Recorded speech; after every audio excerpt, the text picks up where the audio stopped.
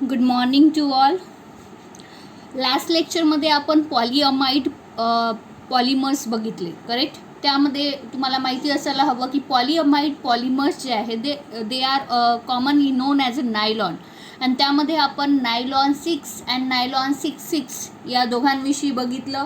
त्यांचं प्रिपरेशन कसं करायचं आणि त्याचे युजेस काय आहेत ते आपल्याला माहिती असायला हवे. स्पेशली नायलॉन 6ची केमिकल रिॲक्शन्स विचारली जाते आणि आय होप सो ती तुम्हाला समजलेली असेल. आणि पुढे आपल्याला बघायचं आहे नेक्स्ट पोर्शन बघायचं आहे, नेक्स्ट पॉलिमर बघायचं आहे. लाईक सुरुवातीला आपण बघितले काही ॲडिशन पॉलिमर्स बघितले. त्यामध्ये specially polythene, Teflon, polyacrylonitrile, correct. त्यानंतर nylon 6 and nylon 6 are polyamide polymer. And then next one जो आहे, नेक्स्ट वन कॅटेगरी म्हणू शकतो आपण. ती कॅटेगरी थर्ड कॅटेगरी म्हणू शकतो आपण. तर ती थर्ड कॅटेगरी आपल्याला बघायची आहे आणि ती आहे पॉलिइस्टर. ओके. ज्या प्रकारे आपल्याला माहिती आहे की पॉलिअमाइड लिंकेजमध्ये पॉलिअमाइड पॉलिमरमध्ये लिंकेज कोणत्या पद्धतीची असते? येस, अमाइड लिंकेज असते. COONH like that. लाईक इथे सुद्धा तुम्हाला लिंकेजसुद्धा इथे लक्षात ठेवावी लागेल, कारण काही मल्टिपल चॉईसमधले क्वेश्चन मी बघितले त्यामध्ये डायरेक्टली विचारलं जातं की हा लिंकेज दिली असेल आणि विचारलं जाईल की हे कोणत्या पॉलिमरमध्ये तुम्हाला आढळतं. So in that case you must know about की पॉलिइस्टरमध्ये कोणत्या टाईपची काय म्हणू शकतो आपण लिंकेज जी आहे ती फाउंड होत असते. ती पॉलिइस्टरमध्ये स्पेशली जो बघणार आहोत आपण तो आहे टेरिलिन. कोणता पॉलिमर बघणार आहोत बेटा आपण? Terylene. Terylene is also known as a Dacron. Actually terylene is commonly known as a that means polyester is commonly known as a terylene also. So polyester म्हटलं की डोक्यात एकच येतो, कोणता? तर टेरिलिन. कॉमनली नोन जो आहे तो आहे टेरिलिन. बट हे जे आहे मी एक कॉमन नेम दिलं आहे that polyester. Yes, terylene is a polyester or it is also called as a Dacron. So तुम्हाला हे दोन नेम तुम्हाला इथे चांगल्यानं लक्षात ठेवायचे आहे. येस, ऑफकोर्स टेरिलिन और डॅक्रॉन इज अ पॉलिइस्टर. कॉमनली सुद्धा तुम्ही त्याला टेरिलिनला पॉलिइस्टर म्हणू शकता, काही इश्यू नाही. But these two are or to each other. That means terylene is also known as a Dacron. कधी टेरिलिन दिलं असेल, कधी डॅक्रॉन दिलं असेल, कन्फ्यूज व्हायची गरज नाही. Terylene is nothing but Dacron. नाव सगळ्यात महत्त्वाची गोष्ट जी असते ती येत असते आपल्याला ज्यावेळेस कोणता पॉलिमर मी शिकवत आहे त्यावेळेस सगळ्यात महत्त्वाची गोष्ट म्हणून सांगते मी तुम्हाला की मोनोमर. आता यामध्ये मोनोमर कोणता यूज करायचा ते आपल्याला माहिती असायला हवं. सो इथे मोनोमर आपण जो यूज करणार आहोत तो आहे इथिलीन ग्लायकॉल. बघितलेलं आहे सर्वांनी 11th क्लासमध्ये सुद्धा भरपूरदा इथिलीन ग्लायकॉलचं स्ट्रक्चर ड्रॉ केलं आहे. आणि त्यासोबत आपल्याला वापरायचं आहे टेरिप्थॅलिक ॲसिड.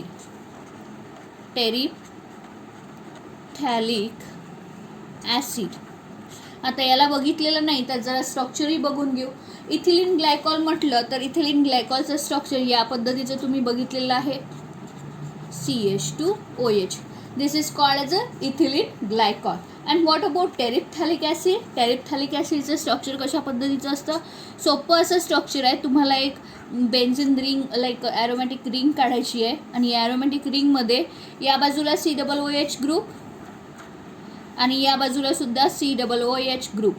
या पद्धतीचं स्ट्रक्चर जर असेल then it is called as a terephthalic acid. याला काय म्हणतात बेटा? टेरिप्थॅलिक ॲसिड म्हटलं जातं. आता आपल्याला करायचं काय आहे तर प्रिपरेशन करायचं आहे कोणाचं? येस, टेरिलिनचं. कोणाचं प्रिपरेशन करायचं आहे?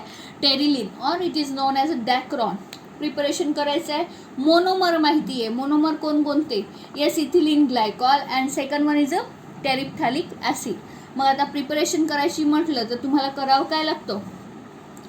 तर तुम्हाला हे जे दोन मोनोमर्स आहेत त्याचा यूज करावा लागेल. जर या मोनोमरला मी या पद्धतीनं लिहिलं इथिलीन ग्लायकॉलला तर काही इश्यू आहे का? CH2OH स्ट्रेट चेनमध्ये लिहिले. हे स्ट्रक्चर आहे इथिलीन ग्लायकॉलचं, बट याला मी काय केलं आहे स्ट्रेट चेनमध्ये लिहिलं आहे. काही इश्यू राहणार नाही अशा पद्धतीनं लिहत असेल मी तरी.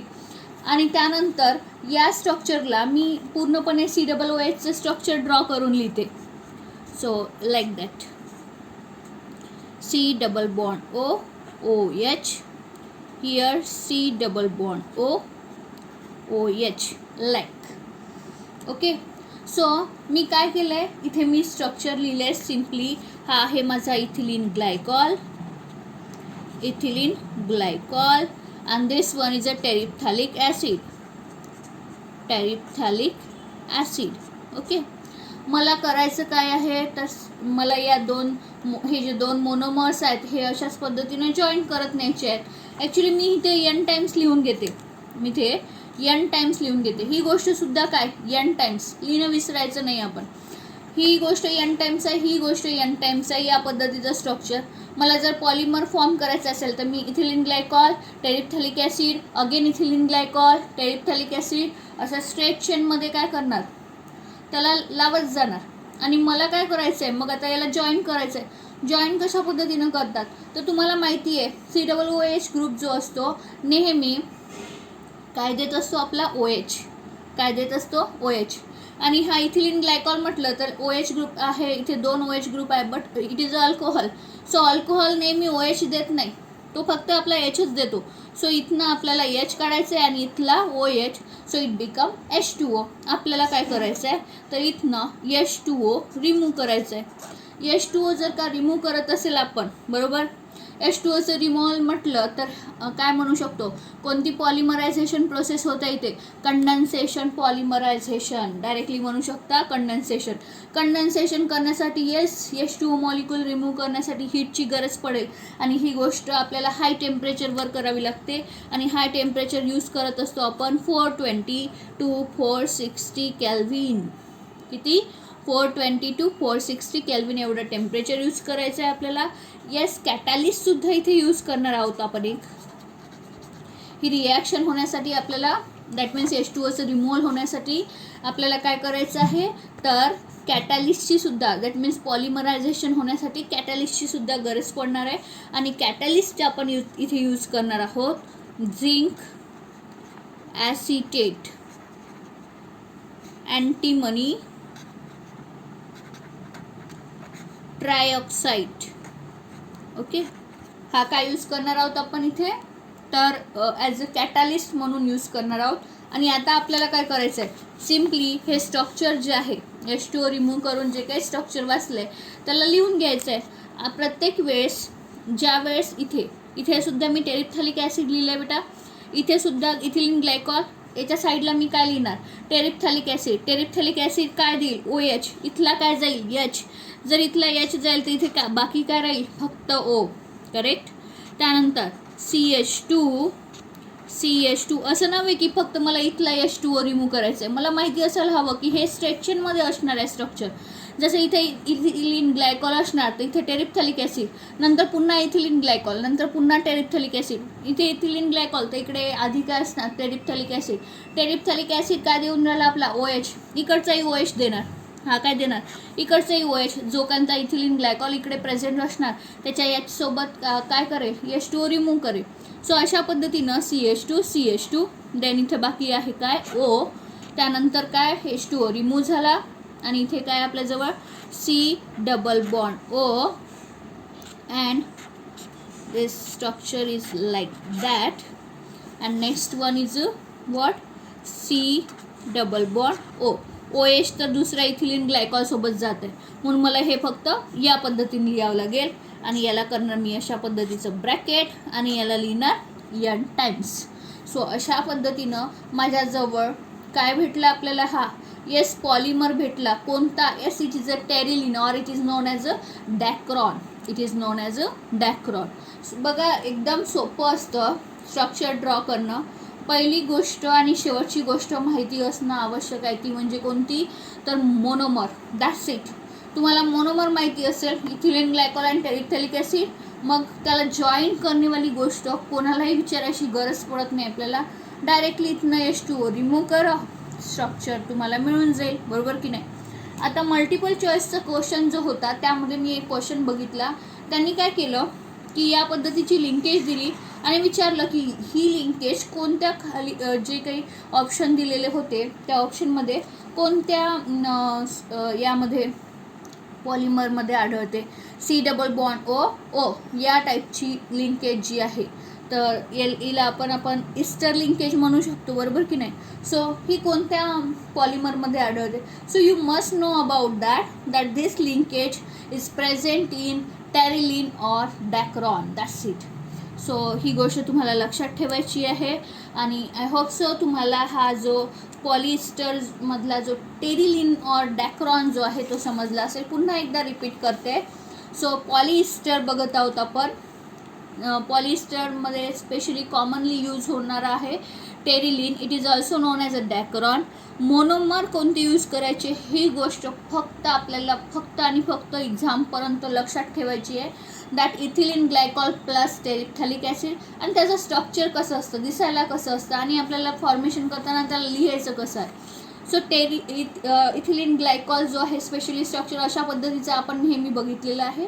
आणि टेरिप्थॅलिक ॲसिडचं स्ट्रक्चर या टाईपचं बघितलेलं आहे. बस आपल्याला काय करायचं आहे, मी आता टेरिप्थॅलिक ॲसिडचं पूर्ण स्ट्रक्चर लिहिलं. दॅट मीन्स COOH ग्रुप जो आहे त्याला बरोबर करेक्टली स्ट्रक्चर पूर्ण ड्रॉ केलं. येस, स्ट्रक्चर ड्रॉ केलेलं आहे. आणि या स्ट्रक्चरला तुम्ही स्ट्रेट चेनमध्ये लिहिलं काय तरी काही हरकत नाही. करेक्ट. हे असं तुम्ही नेहमी पाहिलेलं आहे म्हणून मी असं ड्रॉ करून ठेवलं इथे सुरुवातीला. बट स्ट्रक्चर ड्रॉ करताना असं स्ट्रेट चेनमध्ये लिहिले. स्ट्रेट चेनमध्ये लिहिल्यामुळे काय होईल, मला इझिली इथनं H2O रिमूव्ह होत आहे असं दिसेल. कारण की हा OH तर अल्कोहोलिक OH आहे. अल्कोहोलिक OH नेहमी फक्त H पॉझिटिव्ह आयन देत असतो आणि COOH मधला नेहमी OH देत असतो. So it becomes H2O. Now H2O remove करण्यासाठी मला टेम्परेचर द्यावं लागेल. येस, कारण वॉटर रिमूव्ह करायचं म्हटलं तर H2Oची गरज पडेल आणि टेम्परेचरची गरज पडेल. आणि टेम्परेचर किती घेतलं आहे मी. Yes, high temperature it is 420 to 460 Kelvin. And catalyst use is zinc acetate antimony trioxide. कॅटलिस्टच्या प्रेझेन्समध्ये ही पॉलिमरायझेशन होईल आणि आपल्याला कशाचं स्ट्रक्चर मिळेल बेटा. येस, टेरिलिनचं स्ट्रक्चर आपल्याला इथे मिळत आहे. सो अशा पद्धतीनं हे आहे. This is all about yes terylene or it is also known as a डॅक्रॉन.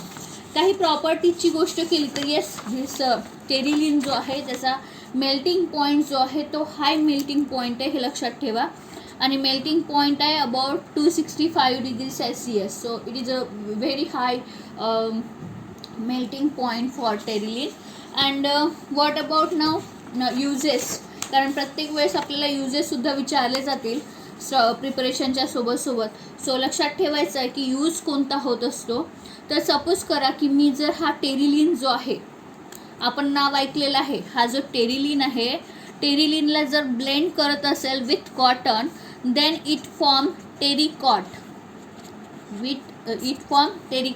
आणि Terrycot is a fabric. Yes, it is a wrinkle free fabric. तर यामध्ये याचा यूज होतो. टेरिलिन स्पेशली ब्लेंड केला जातो with cotton and it form terrycot. And you know this word terrycot. It is a wrinkle free fabric. Okay. And वूलसोबत सुद्धा आपण याला काय करू शकतो, ब्लेंड करू शकतो. And then it form terry wool. So like that uses याचे जे आहेत स्पेशली तर हे पाहायला मिळतात आपल्याला. फॅब्रिकमध्ये टेरिलिनचा काय होतो यूज केला जातो. टेरिकॉट हा शब्द तर भरपूरदा तुम्ही यूज केलेला आहे, ऐकलेला आहे फॅब्रिकच्या बाबतीत. ओके. त्यानंतर टेरिलिन जसा स्टडी केला डिटेलमध्ये तसं बाकीचे तर डिटेलमध्ये पॉलिएस्टर स्टडी करायला नाही आहे. फक्त नेम वाईज तुम्हाला लक्षात ठेवायचं आहे. एक असतो PET. ओके. PET हा सुद्धा पॉलिएस्टर आहे, कॉमन पॉलिएस्टर आहे. It is a common polyester and it is known as a polyethylene terephthalate. Okay. So polyethylene terephthalate जो आहे लॉंग फॉर्म लक्षात ठेवायचा आहे तुम्हाला. PET it is a polyethylene terephthalate. Okay. Structure वगैरे काही दिलं नाही आहे, मोनोमर्स पण दिलेले नाही आहेत. फक्त लक्षात ठेवा की हा जो आहे तो स्पेशली आपण यूज करत असतो पॅकेजिंग कंटेनरमध्ये. हा पॉलिमर जो आहे yes it is a polyester it is a polyester and it is a thermoplastic. लक्षात ठेवायचं आहे की it is a common thermoplastic. आता हे थर्मोप्लास्टिक काय असतं आपल्याला डिटेलमध्ये होतं नाही, क्लासिफिकेशनमध्ये नाव तुम्ही ऐकलेलं आहे. That it is a like elastomer, thermoplastic, thermosetting, like that. So PET is a thermoplastic and its full form is polyethylene terephthalate and it is used लक्षात ठेवायचं आहे मेनली तुम्हाला for making the articles like bottles,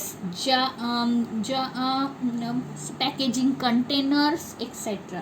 so लक्षात ठेवायचं आहे it is use for making articles like bottles, packaging container etcetera. नाव next one पॉलिएस्टरमध्येच तुम्हाला लक्षात ठेवायचं आहे एक गोष्ट, पॉलीकार्बोनेट.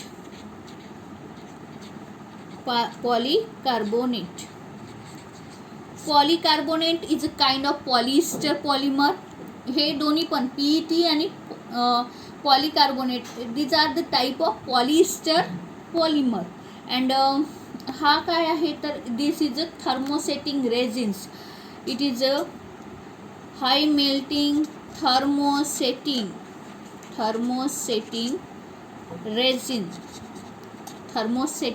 रेझिन. सो तुम्हाला ही गोष्ट बस आपल्याला डिटेलमध्ये पॉलिएस्टरबद्दल टेरिलिनचंच होतं.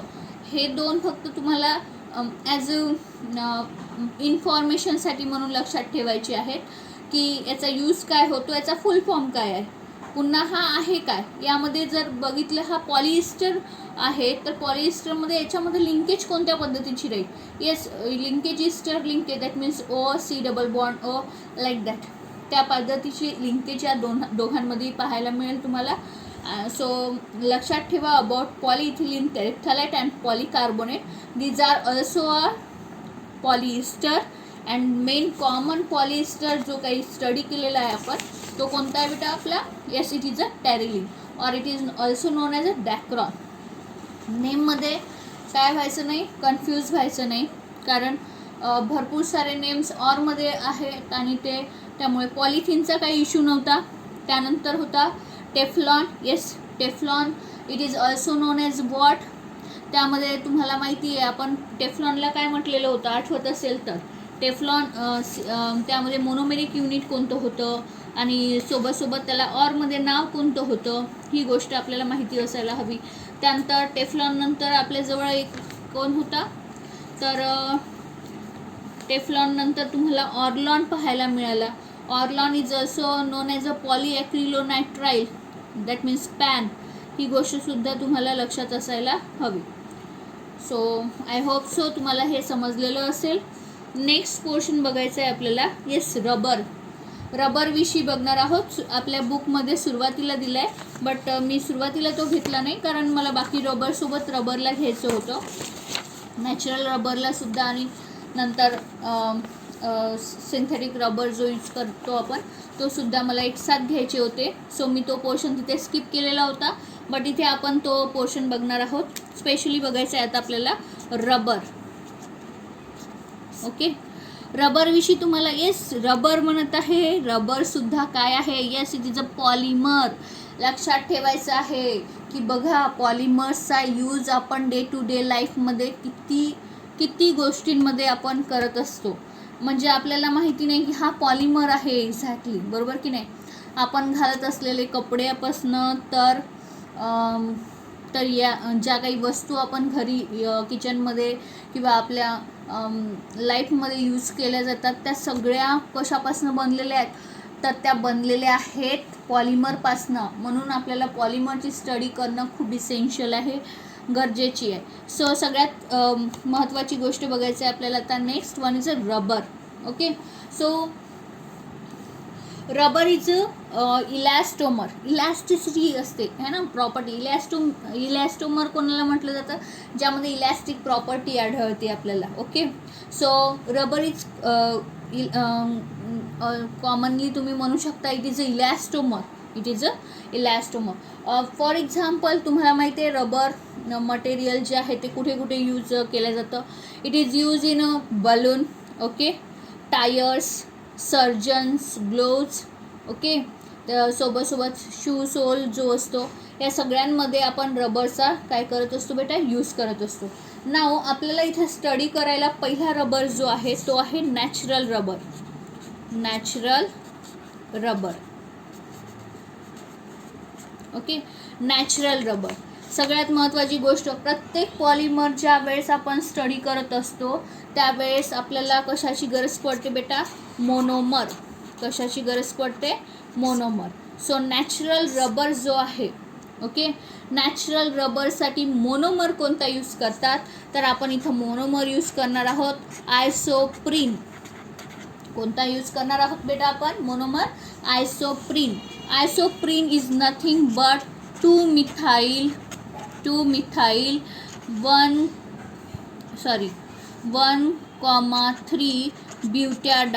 ब्युटॅडाईन. ओके, सो तुम्हाला लक्षात ठेवायचं आहे रबरमध्ये सगळ्यात पहिला पॉलिमर बघत आहोत आपण. This one is a natural rubber. Okay, natural rubber जो आहे त्यासाठी मोनोमर कोणता यूज केला जातो, it is a isoprene. Isoprene it is nothing but 2-methyl 1,3 butadiene. Structure आपण बघू शकतो की स्ट्रक्चर कशा पद्धतीचं आहे, 2-methyl 1,3 butadiene. Buta that means 4 carbon atom, 1 2 3 4 carbon atom. 2-methyl second पोझिशनला मिथाईल ग्रुप जॉईन करून द्या. 1,3 ब्युटॅडाईन 1 पोझिशन अँड थर्ड पोझिशनला काय आहे, dine that means double bond. Double bond me draw केले. बाकीचे काय करायचे, आपल्याला हायड्रोजन द्यायचे आहेत. इथं हायड्रोजनची गरज नाही आहे. CH, this one is CH2 like that. So अशा पद्धतीनं नॅचरल रबर जो आहे त्यासाठी मोनोमर कोणता यूज करत आहोत बेटा आपण, 2-methyl 1,3 butadiene and structure for that is CH2 double bond CH3 CH double bond CH2. Structure बघा, नाव माहिती असेल, स्ट्रक्चर ड्रॉ करणं खूप सोपं आहे. मी तुम्हाला शिकवलं सुद्धा आहे की स्ट्रक्चर कशा पद्धतीचं असायला हवं. But that means 4 carbon in chain. Okay, then second पोझिशनला methyl group. 1 position and third position carbon ॲटमवर काय आहे, diene. Okay, that means what, 2 काय आहे, EN. ओके, EN आहे दॅट मीन्स डबल बॉन्ड आहे. डबल बॉन्ड काढले आणि बाकीचे काय दिले मी, हायड्रोजन्स दिले. That's it. सो अशा पद्धतीने हे स्ट्रक्चर आहे कशाचं, आयसोप्रीनचं. बस जर आपल्याला मोनोमर माहिती असेल तर मग आता तुम्ही काय करू शकता, मोनोमर माहिती असेल तर आपण काय ड्रॉ करू शकतो बेटा, नॅचरल रबरचं स्ट्रक्चर ड्रॉ करू शकतो. सो मोनोमर कोणता आहे आपला, 2-methyl 1,3 butadiene. Okay, CH2 CH, this one is what, CH2 like that. It is also known as a isoprene. It is what, isoprene. Monomer कोणता आहे हा, आयसोप्रीन. आता काय करायचं याचं, पॉलिमरायझेशन जर का केलं आपण, that means formation of polymer. म्हणजेच काय, तर हा मोनोमर कशासाठी, आपल्या नॅचरल रबरसाठी, बरोबर की नाही. नॅचरल रबरचं फॉर्मेशन करायचं आहे, पॉलिमर फॉर्म होणार आहे कोणता, नॅचरल रबर. कशा पद्धतीनं फॉर्म करायचं आहे बघा, डबल बॉन्ड असले, डबल बॉन्डला काय करा, ब्रेक करा. डबल बॉन्डला ब्रेक केल्यानंतर मला सांगा, इथे हा एक इलेक्ट्रॉन, हा इथे एक इलेक्ट्रॉन, 2 इलेक्ट्रॉन मिळून बनला की नाही. डबल बॉन्ड कसा बनतो, 2 इलेक्ट्रॉन मिळून बनतो, बरोबर. सो आता मला सांगा, जर इथले 2 डबल बॉन्ड मी ब्रेक करत असेल, ओके, म्हणजे आता या कार्बनचा एक इलेक्ट्रॉन, या कार्बनचा एक इलेक्ट्रॉन, या कार्बनचा एक इलेक्ट्रॉन आणि या कार्बनचा एक इलेक्ट्रॉन, बॉन्ड ब्रेक केल्यानंतर स्ट्रक्चर कसं झालं, CH2 single bond, CH3, this one is CH. Okay, CH2 double bond break केले. प्रत्येक कार्बनजवळ काय होता, या कार्बनजवळचा इलेक्ट्रॉन मी जरा इकडे लिहिते, या कार्बनजवळचा इलेक्ट्रॉन, याही कार्बनजवळ इलेक्ट्रॉन, हा इकडचा या कार्बनचा इलेक्ट्रॉन होता आणि हा या कार्बनचा इलेक्ट्रॉन होता, करेक्ट. मला काय करायचं आहे, सिम्पली आता मला माहिती आहे की या कार्बनचा हा इलेक्ट्रॉन काय करू शकतो, इकडे बॉन्ड बनवू शकतो दुसऱ्या कोणासोबत. या कार्बनचा इलेक्ट्रॉन जरा मी अशी न होता इथे लाईन खिचत आहे. बॉन्ड इकडे बॉन्ड बनवू शकतो कोणासोबत, मग हे कोणासोबत बॉन्ड बनवेल, तर हे एकमेकांसोबत बॉन्ड बनवेल. हे कोणासोबत बॉन्ड बनवेल बेटा, एकमेकांसोबत. म्हणजे फायनल स्ट्रक्चरमध्ये हा CH2 या कार्बनजवळ एक इलेक्ट्रॉन होता, त्यांनी बॉन्ड बनवला इकडे. हा कार्बन सोबत CH3 इथला जो कार्बन होता यांनी सुद्धा बॉन्ड बनवला या बाजूला. ओके. त्यानंतर या दोघांजवळ एक एक इलेक्ट्रॉन बाकी राहिलेला होता, त्यांनी आपापसात बॉन्ड बनवून घेतला आणि या पद्धतीचं स्ट्रक्चर तयार झालं. n टाइम्स लिहून घेते, ही गोष्टसुद्धा n टाइम्स घ्यायची आहे मला. पॉलिमरायझेशन केल्यानंतर या पद्धतीचं स्ट्रक्चर मला फॉर्म झालेलं दिसेल. ओके. सो या पद्धतीचं स्ट्रक्चर मला फॉर्म झालेलं दिसेल. याला कंटिन्युअसली लिंक करत जा. This one is a natural rubber. हा काय आहे, नॅचरल रबर. आता आपल्याला प्रॉपर्टीज बघायचे आहेत, काही प्रॉपर्टीज बघायचे. Natural rubber, this one is a isoprene, then it is known as a polyisoprene. This is known as a polyisoprene. Poly शब्द लावला की पॉलिमर बनून जातो. So poly that means many isoprene joint राहील. So it is called as a polyisoprene or natural rubber. आणि structure बनले आपल्याजवळ या पद्धतीचं.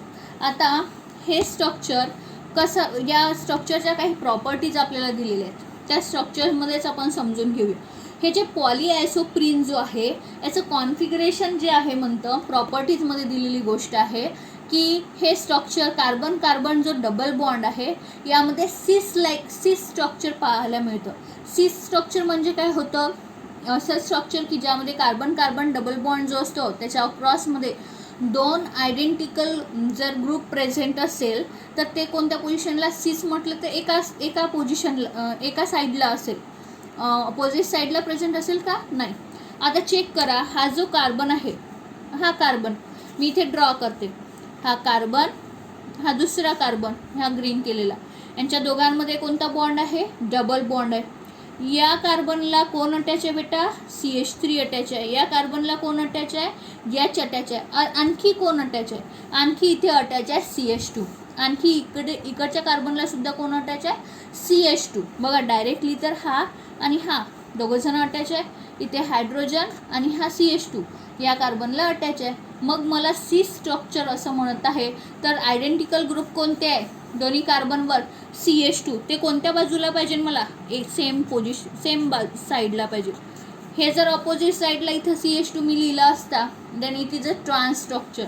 सो CH3 इकडे काय H, बट हा CH2 जो आहे हा दुसऱ्या कोणासोबत बॉन्ड बनवत आहे. हा CH2 सुद्धा काय करत आहे, दुसऱ्या कोणासोबत काय करत आहे, बॉन्डचं फॉर्मेशन करत आहे. बरोबर की नाही. तर या पद्धतीचं स्ट्रक्चर, किंवा तुम्ही हे स्ट्रक्चर एका बाजूला लिहायचं आहे आपल्याला CH2. आता मी वरच्या बाजूला लिहिले तरी हे सिस स्ट्रक्चर झालं.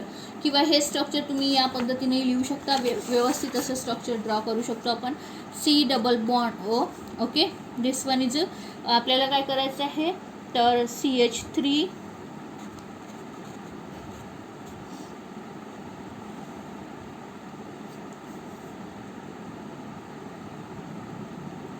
ओके. मी इथे CH2 करते या बाजूला, आणि या बाजूला सुद्धा मी काय करते, खाली बाजूला करते H. This one is CH3. Okay. हे स्ट्रक्चर इकडे जॉईंट करत आहे मी आता सगळीकडे. पुन्हा हे या पद्धतीचं स्ट्रक्चर, पुन्हा मी इथे स्ट्रक्चर ड्रॉ करते. C double bond O. Joint कोणाला राहील बेटा, हा, येस ऑफकोर्स इथे कोण आहे आपला, CH2ला हे या पद्धतीचं जॉईंट. CH2 या बाजूला घेतला आहे, दुसरा CH2 सुद्धा मला या वरच्या बाजूला घ्यावं लागेल. मग सेम साईडला पाहिजे, बस एवढीच गोष्ट आहे. CH3, this one is H. Okay, like that. मग पुन्हा नेक्स्ट स्ट्रक्चर मला कशा पद्धतीचं मिळेल, हा दुसऱ्या कोणत्या अशाच पद्धतीच्या C डबल बॉन्ड O. इकडे काय CH2 लिहावं लागेल. ओके. इकडे CH2 म्हणजे इकडे पण CH2. This one is CH3, this one is H, like that. So या पद्धतीचं स्ट्रक्चर मला ड्रॉ करत जावं लागेल, करेक्ट की नाही. हां, इकडे या पद्धतीचं दाखवून देते मी. सो अशा पद्धतीनं हे स्ट्रक्चर आहे कशाचं, नॅचरल रबरचं. कॉन्फिगरेशन कशा पद्धतीचं आहे, सिस कॉन्फिगरेशन आहे. मला सिस कॉन्फिगरेशन काढायचं आहे, हे मी असंही ड्रॉ केलं असतं तरी काही हरकत नव्हतं. हा आता इथे मी जॉईन कोणाला केलं असतं बेटा, तर दुसऱ्या CH2ला जॉईन केलेलं असतं. C double bond O like sorry C carbon carbon bond, this one is CH3, this one is H, this one is CH2 like that. So या पद्धतीचं स्ट्रक्चर माझं कंटिन्युअसली सुरू राहिलेलं असतं. जरा व्यवस्थित ड्रॉ करण्यासाठी मी या पद्धतीचं स्ट्रक्चर इथे ड्रॉ केलेलं आहे. सो लक्षात ठेवायचं आहे आपल्याला की स्ट्रक्चर जे आहे स्पेशली ते हा आहे आपला natural rubber also called as a पॉलीआयसोप्रीन.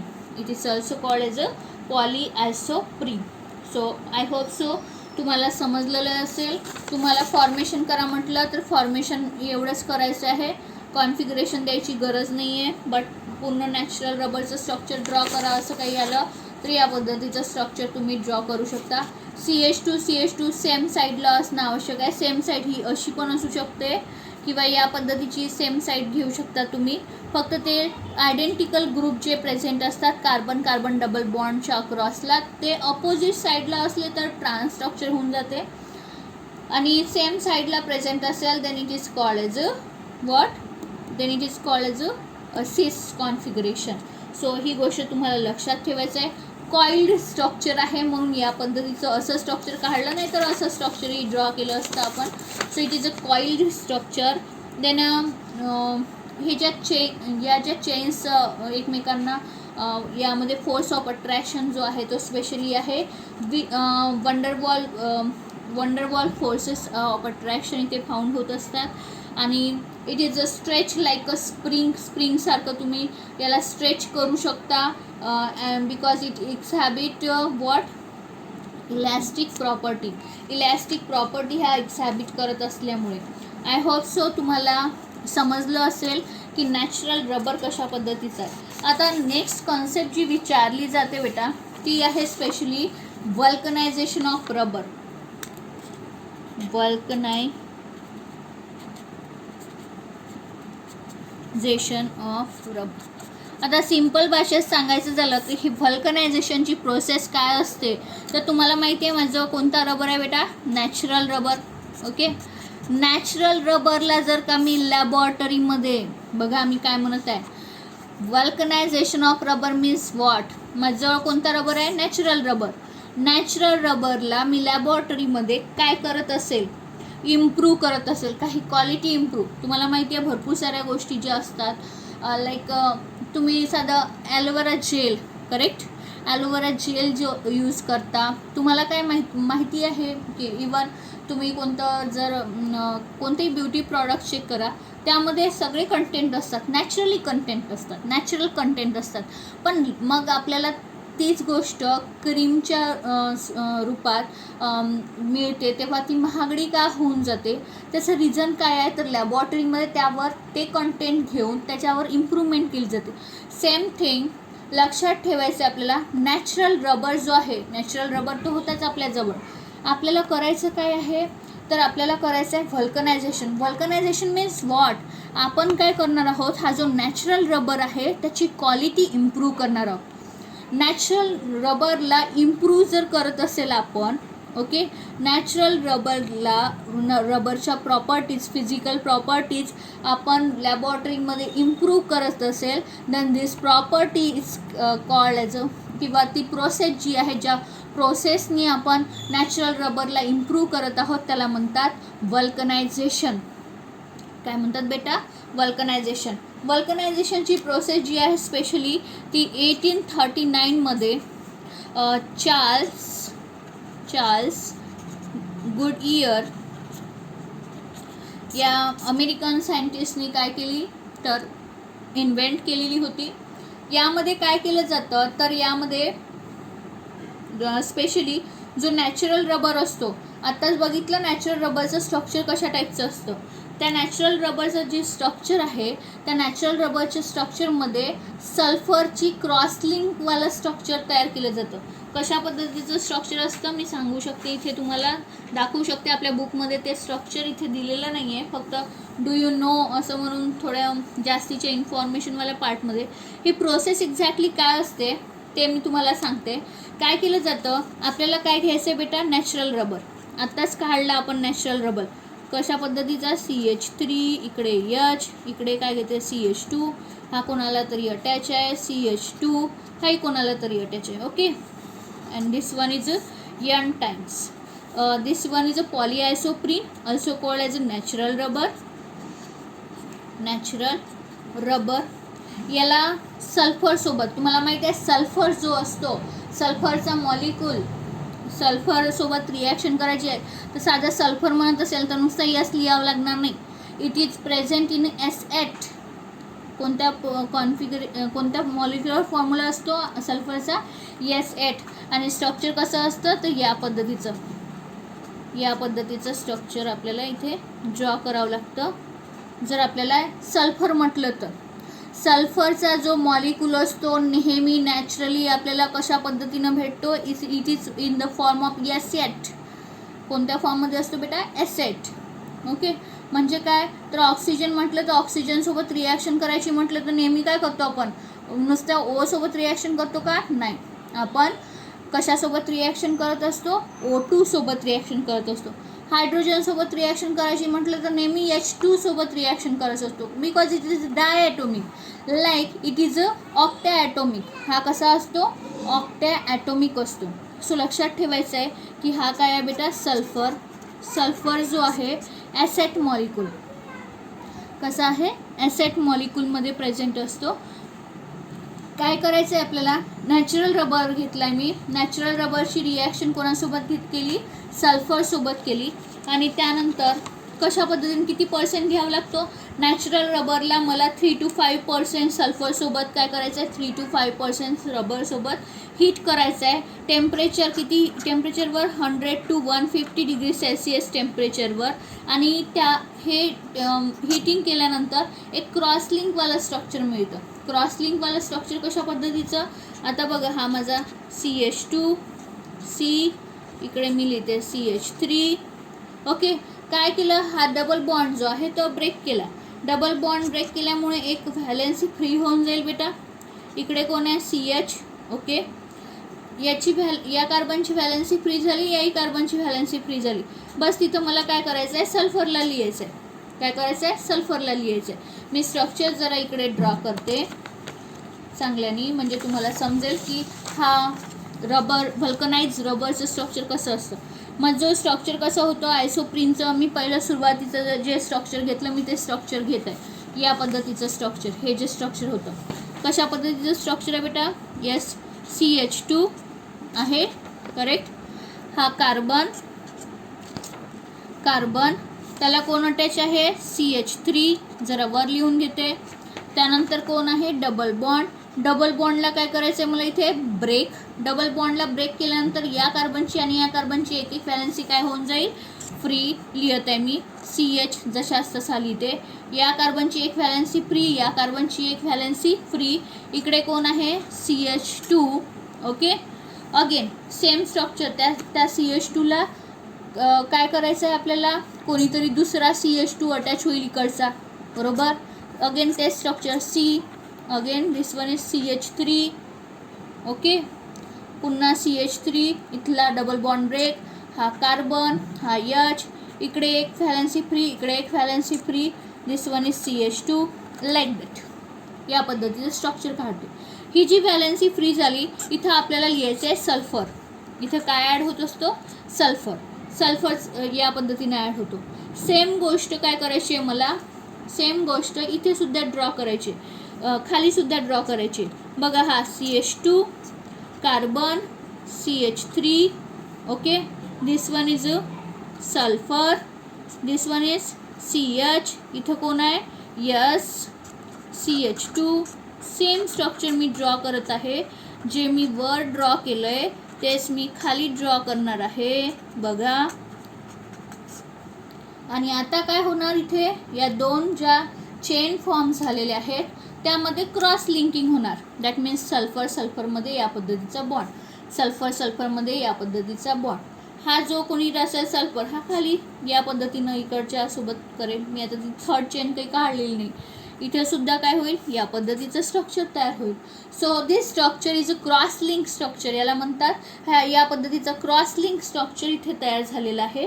And this is a vulcanise rubber. लक्षात ठेवा, आता बुकमध्ये हे स्ट्रक्चर काही तुम्हाला दिलेलं नाही आहे ड्रॉ करायला, तरी मी नोट्समध्ये देऊन देईल. गरज पडली तर एकदम सोपं स्ट्रक्चर आहे, फार काही कठीण असं स्ट्रक्चर नाही आहे समजण्यासाठी. Vulcanization of rubber, write a note on vulcanization of rubber. Question येतो, एखादा स्ट्रक्चर तुम्ही अशा पद्धतीचं ड्रॉ करत असाल तर तेवढंच मार्क्समध्ये तुमच्या तिथे काय होईल, भर पडेल. सो लक्षात ठेवायचं आहे. सो काय काय बघितलं व्हल्कनाइज रबरबद्दल आपण. आठवा, आपल्याला काय करायचं आहे, येस, आपल्याला व्हल्कनायझेशन ऑफ रबर कशा पद्धतीने कशासाठी केलं जातं, to improve the quality of natural rubber. Natural रबरला जर इम्प्रूव्ह करायचं असेल, इम्प्रूव्हमेंट करायचं असेल, देन एक प्रोसेस कॅरी आउट केली जाते, ती काय असते, वल्कनायझेशन ऑफ रबर. सो त्यामुळे आपल्याला वल्कनाइज रबर मिळत असतो. ही प्रोसेस इन्व्हेंट केली सगळ्यात आधी चार्ल्स गुडईयर यांनी इन 1839. त्यानंतर यामध्ये काय करावं लागतं आपल्याला बेटा, येस, नॅचरल रबर घ्यायचा. Natural rubber that means isoprene. Structure घेतलं आहे मी, तुम्हाला माहिती आहे हे स्ट्रक्चर मी याच्या आधी आत्ताच शिकवलेलं आहे. सोबत सल्फरची रिॲक्शन करायची आहे. सल्फर जवळपास 3 to 5% सल्फर यूज करणार आहोत आणि टेम्परेचर यूज करणार आहोत 100 to 150 डिग्री सेल्सिअस टेम्परेचर. या टेम्परेचरवर इथं व्हल्कनायझेशनची प्रोसेस होते आणि कशाचं फॉर्मेशन होत असते बेटा, तर वल्कनाइज रबर हा जो आहे, वल्कनाइज रबर याचं फॉर्मेशन झालेलं असते. वल्कनाइज रबर एक्झॅक्टली आहे काय, तर यामध्ये क्रॉस लिंक स्ट्रक्चर्स तुम्हाला पाहायला मिळतो. कशा पद्धतीचं स्ट्रक्चर पाहायला मिळतं, क्रॉस लिंक स्ट्रक्चर तुम्हाला पाहायला मिळतं. सो आणि या रबरची खासियत काय, नॅचरल रबरपेक्षा हा कशा पद्धतीने इम्प्रूव्ह आहे, तर याची नॅचरल रबरपेक्षा टेन्सिल स्ट्रेंथ हाय आहे. त्यासोबत इलॅस्टिसिटी चांगली आहे, टफनेस देतो हा. सो ही गोष्ट तुम्हाला माहिती असायला हवी. So it is all about vulcanization of rubber and this is the structure for vulcanize rubber. I hope so तुम्हाला समजलं असेल. फक्त आता एक लेक्चर बाकी आहे अँड आपला चॅप्टर जो आहे तो फिनिश होऊन जाईल. सो रेग्युलर स्टडी करा आणि रेग्युलर हा टॉपिक समजून घ्या. समजलं नसेल तर मला तसं सांगा की हा पोर्शन आम्हाला समजलेला नाही आहे. एकदम सोप्पा पोर्शन आहे. आपण सगळ्यात आधी टेरिलिनबद्दल बघितलं, त्यानंतर आपण रबरविषयी बघितलं. फक्त 2च पॉलिमर आज आपण इथे बघितलेले आहे, बट लक्षात ठेवायचे आहे चांगल्या पद्धतीने.